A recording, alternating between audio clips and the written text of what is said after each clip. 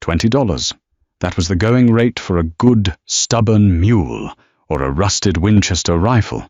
It was also, apparently, the exact price of a human being in the mud-choked streets of Orofino.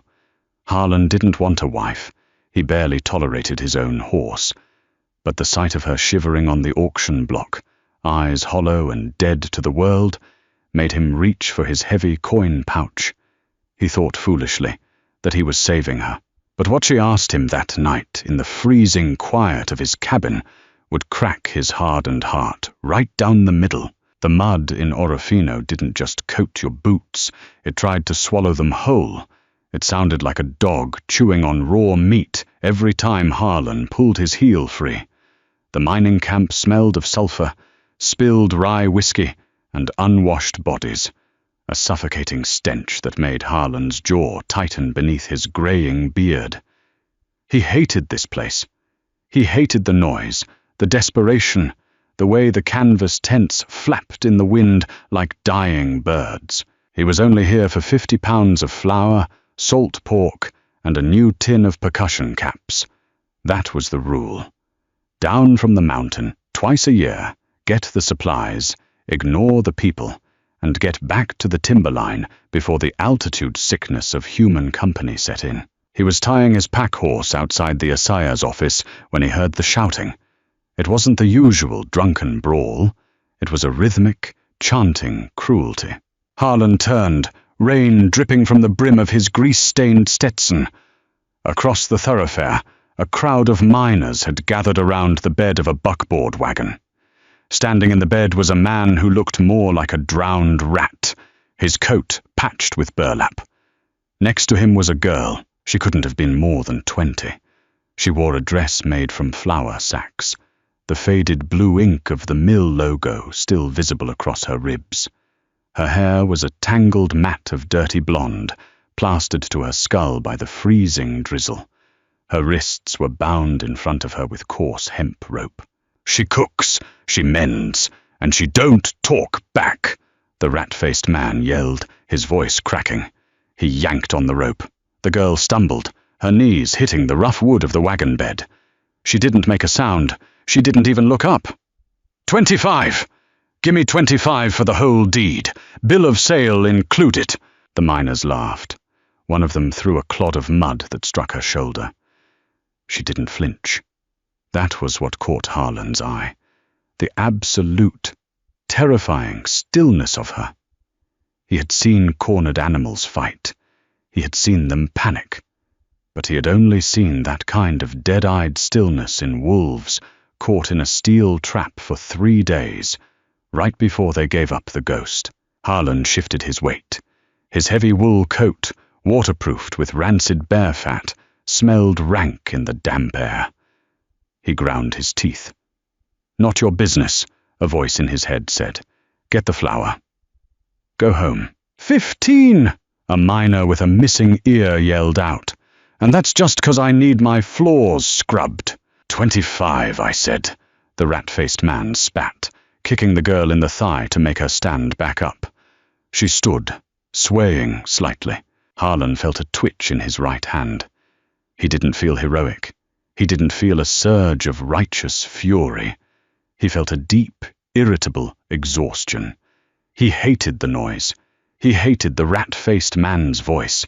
He hated the way the whole damn town stood there watching. He walked over. The crowd parted slightly. Harlan was a massive man, broad-shouldered and thick with muscle earned from swinging axes and hauling carcasses. His eyes, the color of dirty ice, locked onto the man on the wagon. 20, Harlan said. His voice was a low rumble, rough as tree bark. The rat-faced man blinked, wiping rain from his nose. "I said 25, mountain man." Harlan didn't argue. He reached into his deep pocket, his scarred fingers finding a heavy, cold disc. A $20 Double Eagle gold piece. He pulled it out and flicked his thumb. The gold flipped through the grey rain and landed with a dull thud in the muck at the rat-faced man's boots. 20, Harlan repeated. "And if you open your mouth to haggle, I'm taking the gold back and leaving you my knife." The man looked at the gold, then at Harlan's belt, where a bone-handled hunting knife rested. He scrambled down, dug the coin out of the mud, wiped it on his pants and grinned, exposing black gums. "She's yours, mister. Mind she don't eat much." Harlan didn't look at the man again. He stepped up to the wagon. He drew his knife. The girl flinched, finally showing a spark of life, her shoulders pulling up to her ears. She closed her eyes tightly, waiting for the blade to bite into her flesh. Harlan grabbed the thick hemp rope and sliced upward. The binding snapped. "Get your things," Harlan said. She opened her eyes, looking at her freed wrists. They were rubbed raw, bleeding sluggishly. "I don't have things," she whispered. Her voice was raspy, unused. "Then walk." Harlan turned his back on her, walking back toward his horses. He didn't check to see if she was following. He couldn't play nursemaid. If she ran off, he was out $20, and that was fine. But he heard the soft, squelching footsteps behind him. He reached his roan gelding. He grabbed the saddle horn and swung up, the leather creaking under his weight. He looked down. She was standing by the stirrup, soaked to the bone, shaking so violently her teeth clicked together. Harlan sighed, a long exhale of condensed white breath. He reached down, grabbed the back of her flour sack dress, and hauled her up behind the saddle. She was impossibly light, like a bundle of dry kindling. "Hold on," he grunted. She didn't wrap her arms around his waist. Instead, she grabbed the leather saddle strings behind his seat, gripping them so hard her knuckles turned white. She was terrified of touching him. Harlan clicked his tongue, and the horse moved out, leaving the stench of Orofino behind. The trail up into the Bitterroots was a brutal, jagged scar cut into the side of the mountain. With every 100 feet of elevation, the temperature dropped, and the freezing rain turned into a stinging sleet. The ride was agonizingly slow. Harlan could feel the girl shaking behind him. It wasn't a gentle shiver. It was a violent, rhythmic spasm that translated through the leather of the saddle and into his own spine. He smelled her, too. Beneath the mud and the rain, she smelled like stale sweat, fear, and something sour. Hunger. He didn't speak. He wasn't a man of words. He hadn't had a conversation longer than 5 minutes in over 3 years. He expected her to cry. He expected her to ask where they were going, to beg him not to hurt her, to demand food. She did nothing. She just endured. Around noon, the sleet gave way to a heavy, wet snow. The pine branches hung low, heavy with the white accumulation, brushing against their coats as they passed. Harlan stopped the horse near a rock overhang that offered a small reprieve from the wind. He swung down, his knees popping like dry twigs. He reached up and grabbed her waist, pulling her down. She collapsed the moment her feet hit the ground, her legs too numb to hold her weight. She hit the slush without a sound, just curling into a tight ball, making herself as small as possible. Harlan frowned. He tied the horse to a deadfall root and walked over to his saddlebags. He pulled out a hard tack biscuit and a canteen of half-frozen water. He walked back to her and tossed the biscuit. It hit the snow next to her face. She stared at it. Slowly, a trembling, dirt-caked hand reached out and grabbed the rock-hard bread. She didn't eat it. She shoved it into the pocket of her thin dress, hoarding it. "Eat it," Harlan commanded. She looked up at him. Her eyes were hazel, but dulled by exhaustion.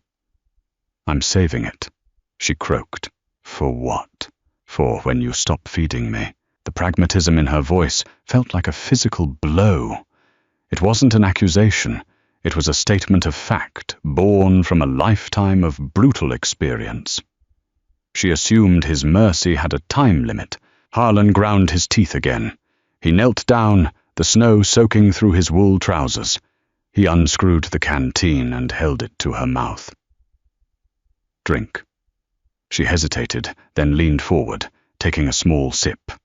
The water was icy, but she swallowed it desperately. "What's your name?"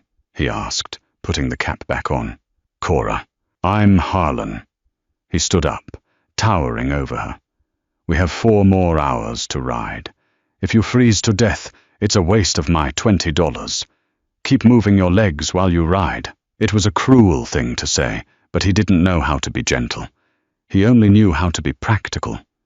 He saw a flicker of understanding in her eyes. She didn't need pity. She needed rules. The mention of the $20 gave her a framework. She was property. Property had to be maintained. He hoisted her back onto the horse. This time, as they climbed higher into the thinning air, she didn't just hold the saddle strings. She tentatively rested her forehead against the thick, grease-stained wool of his coat. She was stealing his body heat. Harlan felt the pressure between his shoulder blades. He stiffened at first, uncomfortable with the contact, but he didn't pull away. The wind howled through the granite peaks, sounding like a dying woman. The world faded into a blinding, featureless white. Harlan navigated entirely by memory and the subtle shifts in the rock faces. His hands were numb in his leather gloves. He began to regret the whole endeavor. What the hell was he going to do with a half-starved girl? His cabin was barely big enough for him. He had 1 bed. He ate beans from the can and left his traps out for weeks. He didn't know how to care for a woman. He didn't want to. He had bought an anchor, and now he was dragging it up a mountain. They crested the final ridge just as the sun began to set, casting long, bruised shadows across the snowdrifts. Ahead, tucked into a grove of ancient cedars, was a squat, square structure made of unpeeled logs. The sod roof was buried under 2 feet of snow. No smoke came from the chimney. It looked as dead and empty as the rest of the mountain. Harlan stopped the horse at the hitching post. He dismounted, groaning as his stiff muscles protested. He turned to pull Cora down, but she was already sliding off. Her legs gave out again, but this time she caught herself on the stirrup, breathing heavily, steam rising from her wet clothes. "Go inside," Harlan pointed to the heavy plank door. "It ain't locked." She stood there, shivering, waiting for him. "Go!" he barked. She flinched and hurried toward the door, pushing it open. Harlan took his time untacking the horse, rubbing the animal down with a piece of burlap, letting the icy wind clear his head. He was stalling. He didn't want to go inside and face the reality of what he had done. He listened to the wind. He smelled the sharp, medicinal scent of the cedar trees. He tightened his jaw. He had made a choice. Now he had to live with it. Harlan pushed open the cabin door. The interior was pitch black and colder than the air outside. The cabin smelled of cured tobacco, old bacon grease, and wood rot. He struck a match on his thumbnail. The flare of yellow light illuminated the single room. A cast-iron wood stove sat in the center. In the corner, a crude wooden frame held a mattress stuffed with pine needles and covered with moth-eaten blankets. A rough-hewn table, 1 chair, and shelves lined with tins and traps made up the rest of the furnishings. Cora was standing exactly in the center of the room. She hadn't moved to explore. She hadn't touched anything. She was standing perfectly still in the dark, water dripping from her hem onto the dirt floor. Harlan lit a kerosene lantern on the table. The warm, orange glow threw long shadows against the log walls. He walked past her, throwing a handful of dry kindling into the stove and striking another match. He fed the fire methodically, his large hands surprisingly gentle as he arranged the wood to catch the draft. The crackle of the dry pine was the only sound in the room. Slowly, the cast iron began to radiate heat. "Take off that wet dress," Harlan said, not looking at her. He kept his eyes on the fire, adding a thicker log. The silence behind him stretched, until it became agonizing. He heard a soft rustle of fabric, then a sharp intake of breath. He turned his head. Cora had her arms crossed tightly over her chest. She had slipped the wet flour sacks down to her waist, revealing a thin, cotton undergarment that was just as soaked. But it wasn't the wet clothes that made Harlan freeze. It was the canvas of bruises painting her pale skin. Old yellowing bruises fading into fresh, deep purple ones. Across her collarbone, a jagged pink scar stood out in stark relief. She was trembling, but she met his gaze. There was no modesty in her eyes, only a bracing readiness. She was waiting for the assault. She had undressed because she assumed that was what the $20 was for. Harlan felt a sudden, violent twist in his gut, a sudden urge to ride back down to Orofino and break the rat-faced man's neck. He swallowed the bile rising in his throat and stood up abruptly. He walked to a wooden chest at the foot of his bed, threw it open, and pulled out an oversized, heavy flannel shirt. He turned and threw it at her. It hit her in the chest and she caught it clumsily. "Put that on," he grunted, his voice harsher than he intended, "before you catch pneumonia." Cora stared at the shirt. It was dry. It smelled like wood smoke and sweat. She pulled it over her head, her hands shaking so badly she struggled with the buttons. It swallowed her whole, dropping all the way to her knees. Harlan pointed to the bed in the corner. "You sleep there."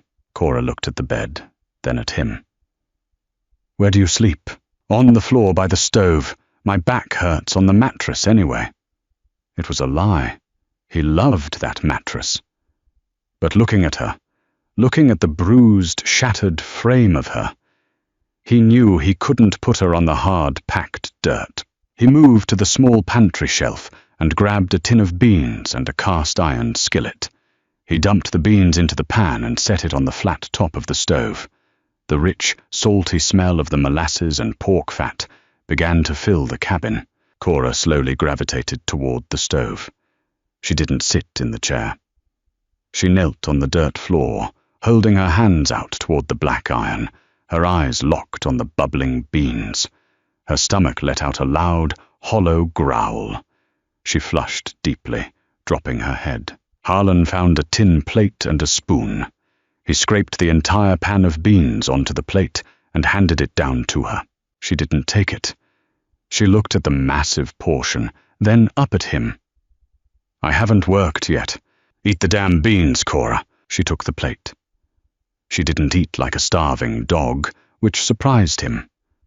She ate with a terrifying, calculated slowness, chewing every bite completely, making it last. Harlan sat on the floor opposite her, leaning his back against the rough logs of the wall, packing a worn briar pipe with tobacco. He lit it, drawing the bitter smoke deep into his lungs. He watched her through the haze. She finished the plate, scraping the tin clean with the spoon, not leaving a single drop of sauce. She set the plate down carefully on the dirt. She pulled her knees up to her chest, wrapping her arms around her legs, disappearing inside his massive flannel shirt. The wind battered against the cabin, making the thick logs groan. The fire popped, throwing a spark against the iron door. Harlan closed his eyes, listening to the storm, trying to find the quiet space in his head that he usually occupied. But the air in the cabin had changed. It was heavy. "Mr. Harlan."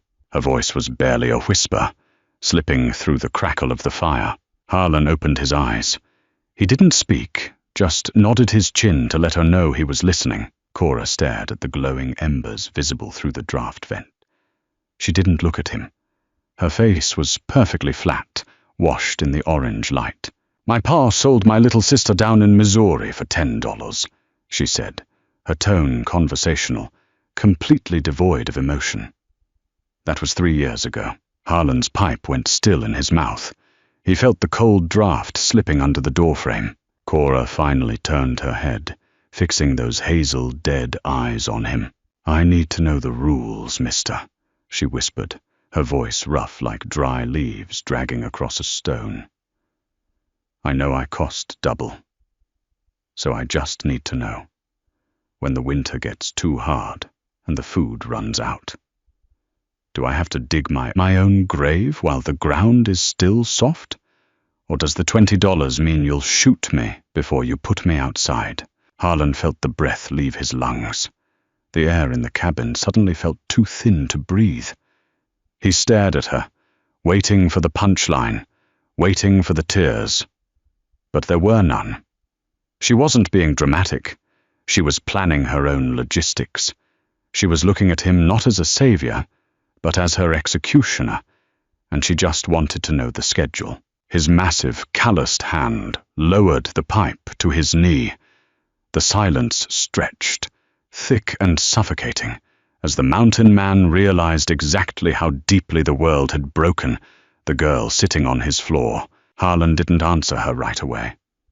He couldn't. The words she had just spoken hung in the freezing air of the cabin, heavier than the snow piling up on the sod roof. Do I have to dig my own grave while the ground is still soft? He stared at her. Cora didn't blink. She was waiting for the answer with the calm, terrifying patience of someone who had already accepted the worst the world had to offer. Harlan felt a muscle feather in his jaw. A hot, ugly anger flared in his chest, so sudden and violent it made his vision swim. He wasn't angry at her. He was angry at the rat-faced man in Orofino. He was angry at a world where a father sold a child for $10. He was angry that he had lived in the woods so long he had forgotten how rotten people could be. He uncrossed his legs, the leather of his boots creaking sharply, and stood up. He was a massive shadow in the lantern light. Cora shrank back instantly, pulling her knees tighter against her chest, bracing for the blow. She thought she had spoken out of turn. She thought the anger was for her. Harlan didn't hit her. He turned his back, walked over to the heavy oak table, and grabbed his iron poker. He shoved it into the wood stove, stabbing viciously at the burning pine logs until a cloud of sparks exploded up the flue. "You ain't digging a grave," Harlan said. His voice was a low, dangerous rumble, his back still turned to her. "But when the winter—" "You ain't digging a grave, Cora." He slammed the iron door of the stove shut with a deafening clang. He turned around, pointing a thick, scarred finger at her. "There ain't a ledger in this cabin. I didn't buy you to balance a book. You eat when I eat. You sleep on that mattress, and you don't talk about dying under my roof. You understand me?" It wasn't a kind speech. It sounded more like a threat. But it was the only way he knew how to speak.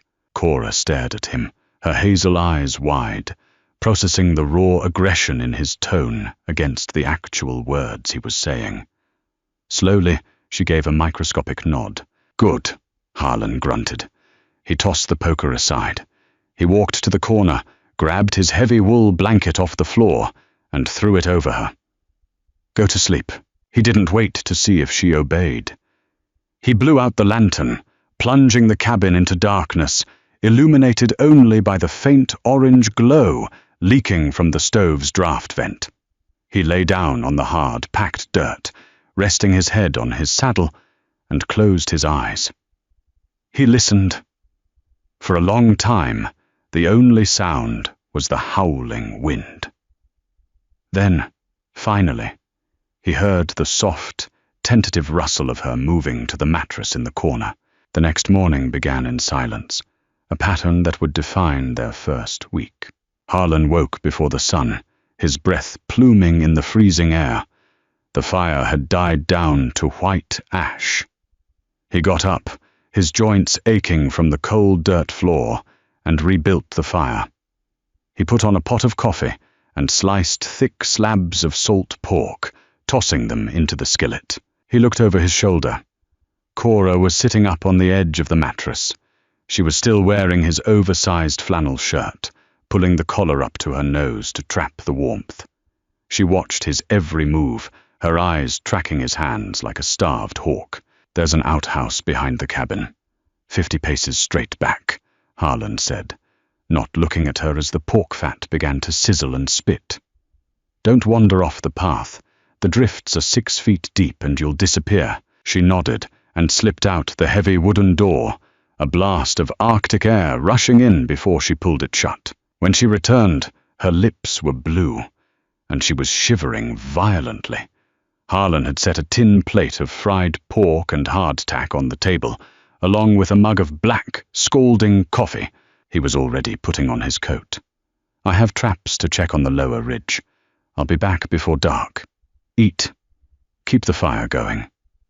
Don't touch my rifles." He left before she could answer. Harlan spent the day waist-deep in snow, checking his snare lines. The physical labor was brutal, but it was familiar. It grounded him. He liked the bite of the cold air in his lungs. He liked the sharp, metallic smell of the steel traps. Out here, the rules made sense. A rabbit was caught, or it wasn't. The snow held your weight, or it gave way. But his mind kept drifting back to the cabin. He found himself rushing. He checked his final trap, empty, and turned back hours earlier than he normally would. He told himself it was because he didn't trust a half-starved girl not to burn his cabin down. When he crested the ridge and saw the cabin, thick grey smoke was curling steadily from the chimney. He felt a strange, unfamiliar knot in his chest loosen. He opened the door. The cabin was sweltering. Cora had fed the stove until the cast iron was practically glowing red. But that wasn't what stopped Harlan in his tracks. Cora was on her hands and knees. She had found a stiff, bristled brush he used for cleaning pelts, and she was scrubbing the packed dirt floor. She had hauled snow in, melted it, and was desperately trying to clean dirt with water, turning the floor into a muddy, smeared mess. Her knuckles were raw and bleeding, her breathing ragged. "What in the hell are you doing?" Harlan barked, dropping his snowy coat on a peg. Cora flinched violently, dropping the brush. She scrambled backward, hitting the log wall, pulling her knees up. I was cleaning. I have to work. I have to earn my keep." Harlan looked at the muddy floor, then at her bleeding hands. The anger flared again, hot and choking. He strode across the room in 3 long steps. Cora squeezed her eyes shut, turning her face away. Harlan grabbed her wrists. He didn't hit her. He pulled her hands up, forcing her to look at her own torn skin. "It's a dirt floor, Cora," he said, his voice straining with the effort to stay low. "You can't scrub dirt clean. You're just making mud." She opened her eyes, looking at his huge, calloused thumbs wrapped around her fragile wrists. "I don't need a maid," Harlan said, letting her hands drop. He walked over to the shelf, found a tin of drawing salve made from pine pitch, and tossed it into her lap. "Put that on your hands, and stop trying to pay off a debt you don't owe." The mountain did not care about debts, boundaries, or Harlan's stubborn insistence on routine. The mountain only cared about the cold. By the 3rd week, the temperature plummeted to 30 below zero. The sap in the cedar trees froze solid, causing the trunks to crack in the dead of night with the sound of rifle shots. Cora had survived the initial shock of the transition, but the years of malnutrition and the brutal ride up the mountain had hollowed out her reserves. It started with a dry, rattling cough that echoed in the small cabin, like dry peas shaking in a tin can. By the next evening, she couldn't stand up. Harlan found her curled on the mattress, her teeth chattering so hard he could hear them from across the room. Her skin was a terrifying shade of translucent white, but her cheeks burned with a bright, unnatural flush. He stripped off his gloves and pressed the back of his hand to her forehead. She was burning up, cold, she mumbled, her eyes rolling back slightly. "Mr. Harlan, it's so cold." Harlan swore under his breath. A steady stream of profanity directed at the mountain, at the rat-faced man, at his own sheer incompetence. He was a trapper. He knew how to dress a gut-shot elk. He knew how to splint a horse's leg. He didn't know how to cure a girl whose lungs sounded like they were filling with wet sand. He went into action because stillness felt like defeat. He stoked the stove until the cabin felt like an oven. He pulled every spare blanket, pelt, and heavy coat he owned, and piled them on top of her. He went to his supplies and dug out a jar of dried willow bark and a jar of crystallized honey. He boiled snow down to water, threw in a handful of the bark, and let it steep until the water turned a bitter, muddy brown. He walked over to the bed. Cora was thrashing now, fighting some invisible ghost in her delirium. "Cora," Harlan said, his voice loud, trying to cut through the fever. He slid his thick arm under her neck, lifting her head. She weighed absolutely nothing. It terrified him. "Drink this." He pressed the tin cup to her cracked lips. The bitter liquid spilled down her chin, but she swallowed some of it. She gagged, coughing violently, bringing up a string of bloody phlegm that speckled his flannel shirt. Harlan didn't flinch. He wiped her mouth with the back of his sleeve and forced her to drink the rest. For the next 48 hours, Harlan did not sleep. The cabin smelled of sickness, a sharp, sour odor of old sweat and camphor. The wind screamed outside, trying to tear the sod roof off the rafters, but inside, the world shrank to the 6-foot radius around the mattress. Harlan sat in his single wooden chair, pulled right up to the bed. He fed the fire. He forced water down her throat. He listened to her breathing, counting the seconds between each agonizing gasp, waiting for the one that wouldn't come. In the darkest hours of the second night, the delirium took full hold of her. She stopped shivering and started talking. It wasn't a conversation. It was a fragmented, horrifying recounting of her life, pouring out of her in a breathless rush. "Don't let him take her," she whispered to the ceiling, her hands clutching the edges of the bear pelt. "She's too little. Pa, please." "She can't lift the sacks. I'll do it. I'll lift them." Harlan sat frozen. His massive hands rested on his knees, his knuckles white. "The water's too high," she babbled, her head tossing side to side. "The water. It took the wheels. It took the mule. We have to walk. He says we have to walk to the camp." She suddenly went rigid, her eyes snapping open, staring directly at Harlan, though she didn't see him. "I didn't steal the bread. I swear I didn't. Please don't use the strap." She curled into a tight ball, sobbing dry, tearless heaves, her hands flying up to protect her head. Harlan felt something break inside his chest. It wasn't a loud snap. It was a slow, agonizing fracturing of the thick ice he had spent years building around his heart. He had thought he was a hard man. He had thought surviving the winters alone made him tough. He was nothing compared to her. He had chosen his isolation. She had been dragged through a meat grinder and still possessed the sheer, stubborn will to draw her next breath. He leaned forward. He didn't know what to do. He didn't know how to comfort a woman. He reached out, his massive, scarred hand hovering over her trembling shoulder. Hesitantly, awkwardly, he laid his hand flat against her back, right between her shoulder blades. "Ain't nobody using a strap here, Cora," he whispered, his voice cracking, rough as gravel. "You're safe. You're up on the mountain. Ain't nobody coming up here." He didn't know if she heard him, but the sheer weight of his hand, the steady, grounding heat of it, seemed to anchor her. The thrashing slowly subsided. Her breathing, while still ragged, fell into a recognizable rhythm. Harlan kept his hand there until his shoulder cramped, until the fire burned down to embers, until the grey, bruised light of dawn finally crept through the gaps in the window shutters. He didn't move. He watched her chest rise and fall, and for the first time in his life, Harlan prayed to a God he hadn't spoken to since he was a boy. He didn't pray for his own soul. He prayed that the $20 girl would open her eyes. The fever broke on the morning of the 4th day. Harlan had dozed off in the chair, his chin resting on his chest, exhausted to his bones. He woke to the sound of metal scraping against metal.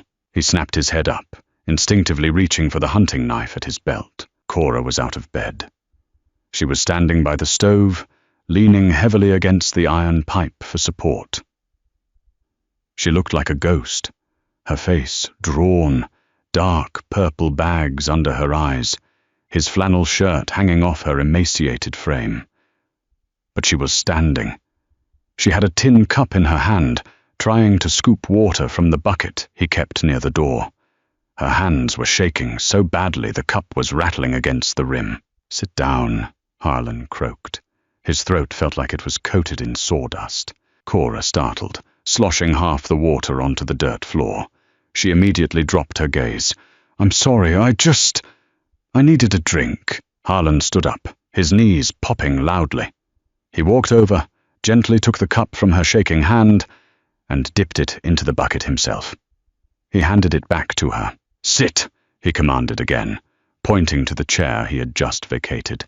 She shuffled over and sank into it, holding the cup with both hands, drinking the cold water greedily. Harlan watched her. The silence between them felt different now. The jagged, terrifying edge of the first few weeks had dulled. The fever had burned away the immediate terror, leaving behind a raw, exhausted reality. They had crossed a line. He had seen her at her most vulnerable, and he hadn't hurt her. "You lost a fight with a ghost," Harlan said softly, moving to the stove to add wood. Cora lowered the cup. She looked at her hands. "I talk when I get the fever. I know I do. My pa used to lock me in the shed because I'd wake the others." She hesitated, looking up at his broad back. "Did I say something wrong?" Harlan paused, a heavy piece of split pine hovering over the open stove. He thought about the begging. He thought about the strap. "No," Harlan said, dropping the wood into the fire and shutting the door. "You mostly just mumbled about flour sacks and muddy roads." He lied to protect her pride. He knew she wouldn't want his pity. Pity was a useless currency on the mountain. Cora let out a slow exhale, some of the tension leaving her narrow shoulders. "How long was I out?" 4 days. Her eyes widened. "Who checked your traps? Who cut the wood?" "I did, but you had to watch me." "I managed," Harlan grunted, turning to the pantry. He grabbed a sack of cornmeal and a jar of rendered bear fat. "You're eating mush today. Your stomach can't handle pork." For the next week, Cora recovered slowly. Harlan forced her to stay in bed, a mandate she fought against with surprising stubbornness. She hated being idle. She felt exposed when she wasn't working. By the end of the week, she refused to stay on the mattress. She started with small tasks, mending the holes in his heavy wool socks with a bone needle, sorting his box of percussion caps, peeling potatoes with a small, dull paring knife. Harlan watched her closely. He didn't stop her. He realized that the work wasn't just about earning her keep. It was how she anchored herself to the world. It was her way of proving she was still alive. One afternoon, the wind finally died down. The sun broke through the heavy grey clouds, casting a blinding, brilliant light across the snowdrifts.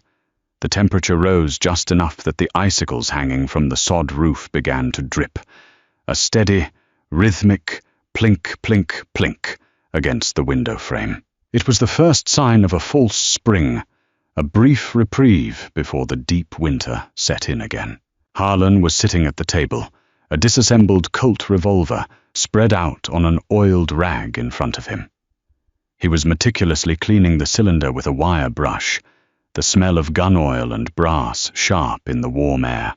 Cora was sitting by the stove, peeling a pile of gnarly, cellar-stored carrots. She was still using the dull paring knife. He watched her struggle to cut off a particularly tough root end, her knuckles turning white. Harlan set the wire brush down. He reached to his belt and unclasped the leather sheath of his hunting knife.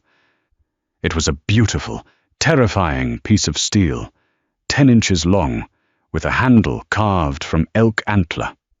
It was razor-sharp, the tool he used for everything from skinning deer to cutting rope.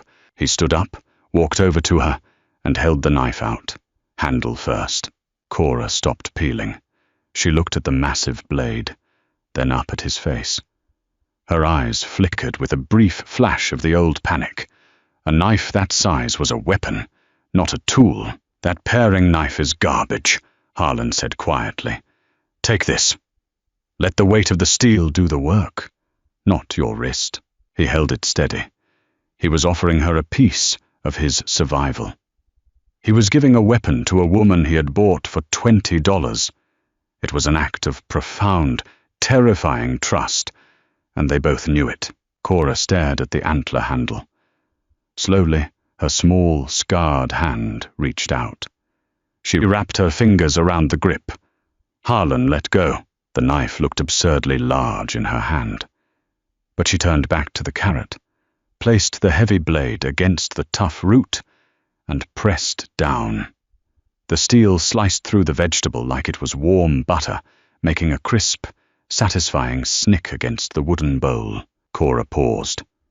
She looked at the clean cut, then ran her thumb lightly along the flat of the heavy blade. She didn't look up, but a tiny, almost imperceptible fraction of a smile touched the corner of her mouth. "Thank you, Harlan," she said. It was the first time she hadn't called him Mr. Harlan didn't say anything. He walked back to his table, sat down, and picked up his wire brush. The cabin was warm, the icicles dripped outside, and for the first time in 3 years, the sound of someone else breathing in the room didn't feel like an intrusion. It felt like a heartbeat. The false spring was a liar. The mountain men knew it, the wolves knew it, and Harlan knew it. The brief thaw only served to melt the top layer of the snowpack, which immediately refroze into a treacherous, glass-slick crust when the wind shifted back from the north. Harlan was working a snare line along the eastern ridge, 1.5 miles from the cabin. The air was brittle, so cold it burned the back of his throat with every intake.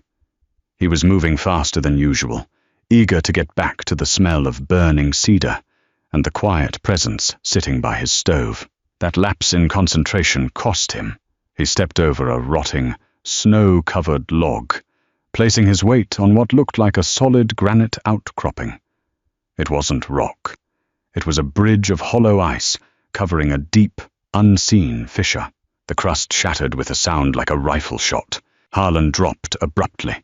His right leg plunged into the dark crevice. As he fell, his heavy boot wedged violently between 2 subterranean boulders. His forward momentum didn't stop, but his leg did. The snap of his tibia was sickeningly loud in the quiet forest. It didn't feel like pain at first. It felt like a massive, blunt shockwave traveling up his spine. He collapsed onto the ice, his face slamming into the crust, scraping the skin off his cheek. For a long minute, he didn't move. He just lay there, listening to the wind, his brain refusing to process the mechanical failure of his own body. Then, the adrenaline receded, and the pain hit. It was a blinding, white-hot agony that made him vomit bile into the snow. He rolled onto his back, his breath coming in ragged, high-pitched gasps. He dragged himself upright, looking down at his leg. The angle was wrong. His boot pointed sharply to the right, and a jagged edge of white bone had punctured the heavy wool of his trousers. Dark, arterial blood was already pooling on the white snow, steaming in the freezing air. "Damn it!" he hissed, his head dropping back onto the ice. He was 1.5 miles out. The temperature was dropping fast as the sun sank behind the jagged peaks. He was bleeding. He knew the math. The mountain didn't care about his sudden, newfound desire to go home. He reached to his belt, his fingers clumsy and numb, and pulled out the elk antler knife. He sliced through the thick leather of his suspenders, pulling the heavy strap free. He wrapped it twice around his upper thigh, biting down on his leather glove as he pulled it agonizingly tight, knotting it to stop the pulsing flow of blood. He tried to free his trapped boot. The pain sent him into a brief, spinning gray blackout. When his vision cleared, he realized it was impossible. His foot was locked in the stone jaw of the mountain, He had to unlace the boot. It took him 20 minutes of excruciating effort, slicing the thick leather laces, peeling the rigid upper back, and finally, dragging his mangled, bleeding leg out of the boot. He left it down in the fissure. Harlan began to crawl. He used his elbows and his left knee, dragging the useless, ruined right leg behind him. Every inch was a fresh, tearing agony. The snow soaked through his coat. The cold began to seep into his chest, slowing his heart, making his thoughts thick and sluggish. The sun disappeared. The shadows turned from blue to black. The forest plunged into an absolute, terrifying darkness. He made it maybe 300 yards before his body simply quit. His muscles refused to fire. His head rested against the base of a massive pine. He looked up at the stars appearing through the canopy, hard and indifferent. He was going to die here. The realization didn't bring fear, just a profound, crushing disappointment. He pictured the cabin. He pictured the fire. He pictured Cora. She'll wait, he thought, his mind drifting into the heavy, seductive warmth of hypothermia. She'll wait 3 days. Then she'll take the food and walk down. She knows the rules. He closed his eyes. A sound pulled him back. It was faint, a crunch of ice. Harlan forced his eyes open. Through the trees, a bobbing, erratic yellow light was cutting through the darkness. He tried to shout, but his throat was completely dry. Only a pathetic wheeze came out. The light moved closer. He smelled the kerosene before he saw the lantern. And then he saw her. Cora was wading through the waist-deep drifts. She was wearing his spare winter coat, which swallowed her to the knees, and she was carrying the heavy Colt revolver in her right hand, the lantern in her left. Her face was pale, tight with a terror so absolute it looked like a physical mask. She was terrified of the dark, terrified of the woods, terrified of the wolves, but she was following his blood trail. She almost tripped over him. The lantern swung down, illuminating his pale face and the gruesome, bloody mess of his leg. Cora dropped the lantern in the snow. She didn't scream. She clamped both hands over her mouth, her eyes wide, staring at the jutting bone. She turned away and retched dryly into the snow. "Cora," Harlan whispered. She snapped her head back to him. She dropped to her knees, her hands hovering over him, not knowing where to touch. "I'm here. I came. You didn't come back, so I came." "You shouldn't be out here," he mumbled, his chin resting on his chest. "Wolves. They'll smell the blood." "Shut up," she said. It was the first time she had ever given him an order. Her voice was shaking, but there was a sudden, violent edge to it. She looked at his leg, then at his face. "Can you walk if I help you?" "No." Cora didn't hesitate. She grabbed him by the lapels of his heavy, blood-soaked coat. "Then you're going to crawl, Harlan. I am not digging a grave in the ice. You told me the rules. We eat together. Now move." The journey back to the cabin took 4 hours. It was a grueling, agonizing blur of pain and sheer, desperate will. Harlan dragged himself, and when he stopped, Cora grabbed his coat and pulled with a terrifying manic strength, screaming at him to keep his eyes open. When they finally breached the heavy wooden door, the cabin was freezing, the fire having died down hours ago. Cora dragged him entirely onto the dirt floor and kicked the door shut. Harlan collapsed, the darkness finally rushing up to swallow him. When he woke, the cabin was stiflingly hot. The smell of burning pine and singed iron filled his lungs. He was lying on the dirt floor, stripped down to his long underwear. He groaned, trying to shift, and a fresh wave of agony radiated from his leg. He looked down. His leg was straight. It was sandwiched between 2 heavy pieces of split firewood, wrapped tight with strips of torn flour sack. The bleeding had stopped, replaced by the dark, puckered burn of cauterized flesh. Cora was sitting in the chair next to him. She looked like a corpse. Her hands were covered in dried blood. His blood. The heavy iron poker sat on the stove, its tip still glowing a dull cherry red. Harlan stared at it, piecing together the horrifying reality of what she had done while he was unconscious. She had pulled the bone back into place. She had burned the wound shut to stop the bleeding. "You did that?" he rasped, his voice sounding like cracked glass. Cora didn't look at him. She was staring at her bloody hands in her lap. "My pa's mule broke its leg once. He made me set it. He didn't want to shoot the mule. It cost more than I did." The utter, deadpan delivery of the horror broke Harlan's heart in a completely new way. "I'm sorry," he whispered. He wasn't apologizing for the leg. He was apologizing for the world. She finally looked up, her hazel eyes meeting his. They weren't dead anymore. They were exhausted, traumatized, but fiercely alive. "You're going to be a cripple for a long time, Harlan. You won't be able to check the traps. You won't be able to cut the wood." "I know. I'll do it," she said flatly. "I watched how you set the snares. I know where the axe is.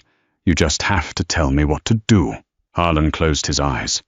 The shame burned hotter than the brand on his leg. A mountain man who couldn't walk was a dead man.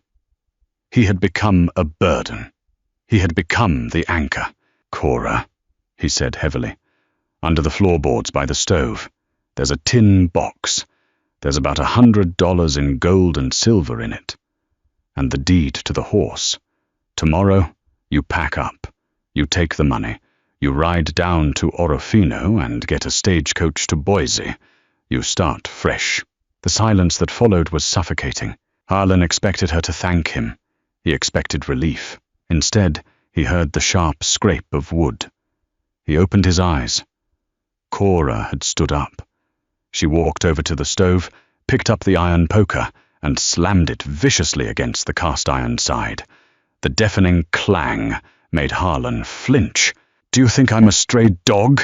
she yelled, her voice echoing off the log walls. She was shaking, her chest heaving, the oversized flannel shirt slipping off one shoulder. "You think you can just buy me, fix me up, and then kick me out when you're tired of looking at me?"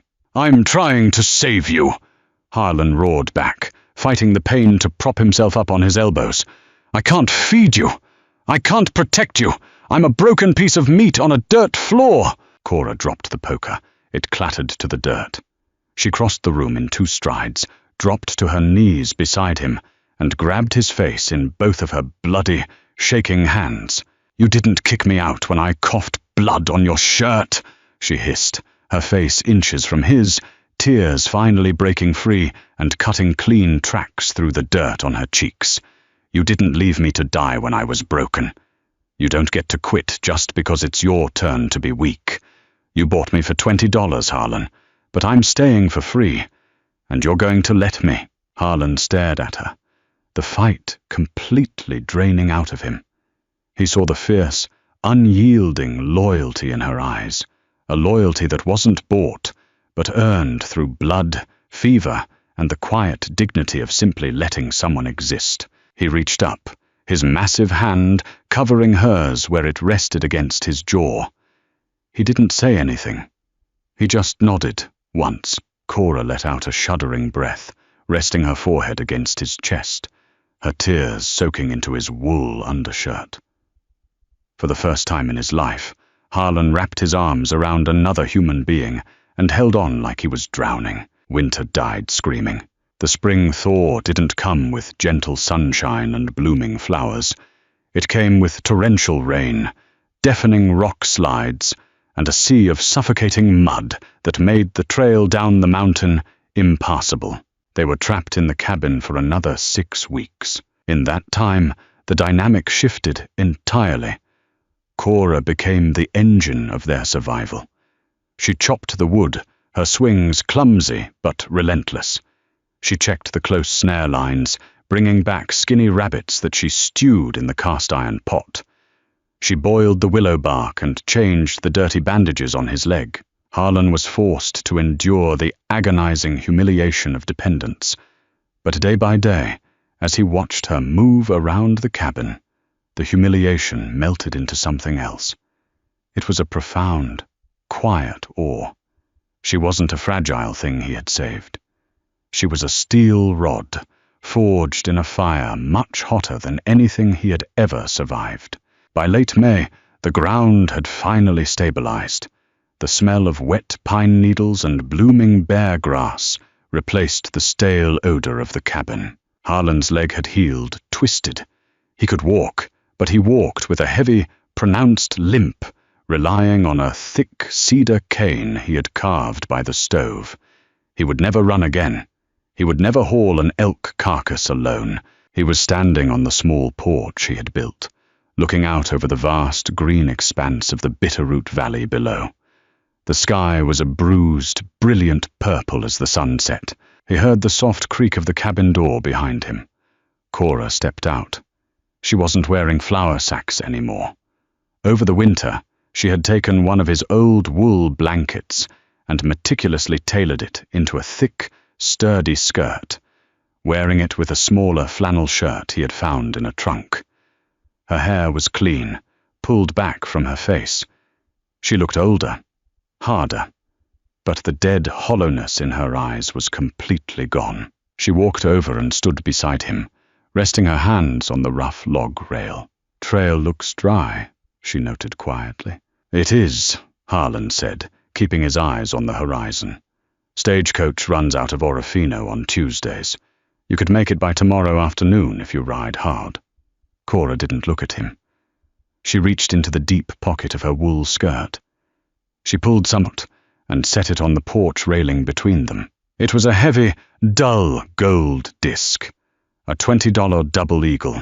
Harlan looked at it, his brow furrowed in confusion. He knew he hadn't left his stash out. "Where did you get that?" "I found it in the mud," Cora said, her voice steady. "The day you bought me.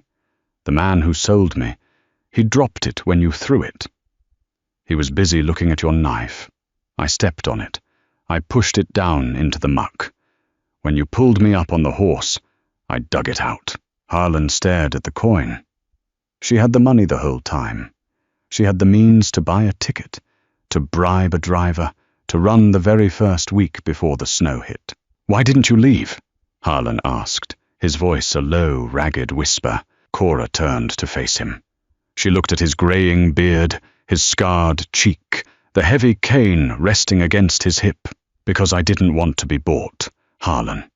And I didn't want to run," she said, stepping closer to him. The evening breeze carried the scent of her, pine smoke and clean water. "I wanted to choose." She reached out and placed her small, scarred hand over the gold coin, sliding it across the rough wood until it touched his knuckles. "I'm paying my debt," she said softly. "The ledger is closed. I don't owe you anything. You don't own me." Harlan looked down at the coin, feeling a sudden, heavy grief settle in his chest. He nodded slowly. "You're free, Cora. You always were. You can take the horse tomorrow." Cora didn't move her hand. Instead, her fingers slipped off the coin and wrapped gently around his thick, calloused fingers. "I don't want the horse," she whispered. Harlan looked up, his icy eyes locking onto hers. The defensive walls he had spent a lifetime building were completely gone, leaving him entirely exposed. Cora took a breath, her chest rising against the flannel. The vulnerability in her eyes was terrifying in its absolute honesty. She wasn't asking logistics anymore. She wasn't asking about graves or winter rules. "I paid my debt," she said, her voice trembling just slightly, betraying the immense courage it took to ask the question. "So now I need to know. As a free woman, when the winter comes again, Harlan, do you want me here?" The question hung in the cool mountain air, shattering the last remaining piece of the mountain man's hardened heart. It broke him, not with cruelty, but with a sudden, overwhelming influx of grace he knew he didn't deserve. Harlan dropped his cane. It clattered